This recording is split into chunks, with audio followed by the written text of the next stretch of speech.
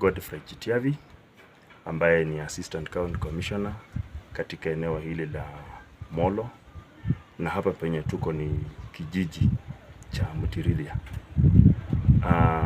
Tuko hapa kama kamati ya usalama wa division hii.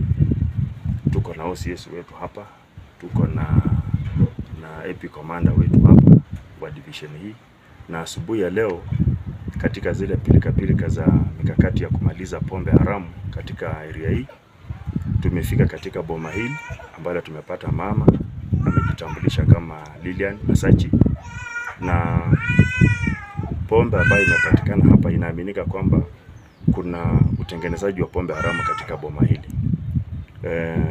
Tumeweza kunasa kangara lita 2,000 na molasses ambayo inaaminika kama ni kifaa ambacho kinatumika haswa zaidi kwa kutengeneza pombe haramu lita 640 kwa ujumla. Yote tumesanya, tunaenda nacho katika kituo chetu cha Molo Police Station, na mshukiwa atafikishwa kotini Jumatatu ijayo ajieleze ni kwa nini anaendeleza hii biashara haramu. Tunahimiza wananchi wetu kwamba watumie kinywaji ambacho ni halali, ambacho kimepima na kimekubalika. Pombe hii inaangamiza watu wetu. Vijana hawapatikani, kuoa ni shida, kujukumika katika familia zao ni shida, wamama wanalia, na tunahimiza wananchi kwa ujumla watumie kinywaji ambacho kimepimwa na kimekubalika, na kama kuna mfanyabiashara anajihisi kufanya biashara ya kinywaji kama pombe, afuate sheria, akate leseni, apewe idhini, afanye kazi hii.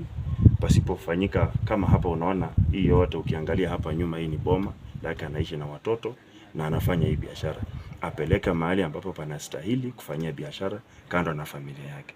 Ni hayo tu. Labda mtaendeleza hiyo operation? Hiyo operation bado inaendelea, si eti tumefika mwisho. Kila siku, hata kesho, hata leo jioni, tukipata ujasusi kwamba kuna aina ya biashara kama ya haramu inaendelea, bado sisi tutaenda kukamata na kuibomoa.